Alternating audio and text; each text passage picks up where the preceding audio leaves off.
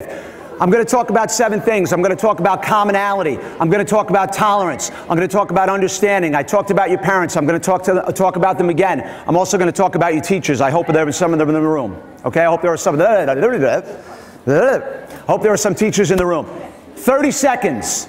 You have 30 seconds. Turn to the person next to you. Find one thing you have in common with them. 30 seconds. Go.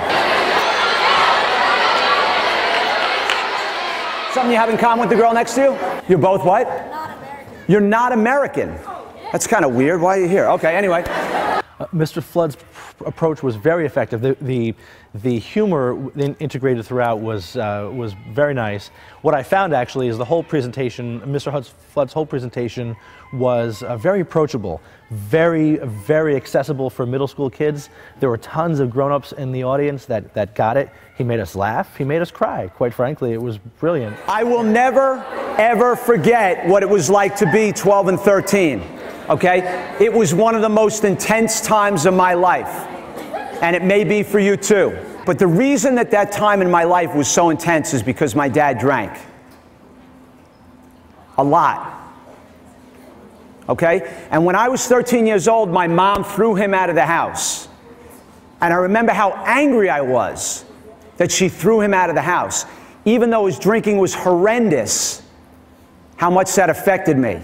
How he was able to relay to them that he was 13 once, and he does get it. And you could really, when Mr. Flood shared his story about growing up and his dad, you could see the kids even think, the wheels were turning, and many of them were saying to themselves, you know what, I have a situation at home that I deal with. Kids with special needs, not just them, okay, but kids with special needs and a lot of other kids are just like you, not here, here. You're not your reputation. You're not your reputation. Guys, when I leave here, I'm going to have 240 reputations. Some of you'll think I sucked. Some of you'll think I was funny. Some of you think I had a long face. Some of you'll think I had a nice watch. Some of you won't like my shoes. Some of you'll think I talk too long. Some of you think I talk too short. Nobody will think I talk too short, right? But I'm not coming to your houses tonight and knocking on the door and saying, hey, did you like me? Did you think I was good? Did I do a good job? I mean, would you think I was funny? I don't care any about that. I don't care about that. Okay? I care about my character. And that's your character is what you do when no one's watching. Okay, you're not your reputation.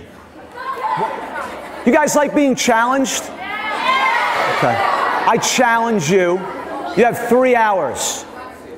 You have to do this today. Can't do it tomorrow, you're on vacation. Can't do it next week, you're not here. Can't do it when you come back because you'll forget. I challenge all of you to go to one of your teachers today and you tell them, you know what?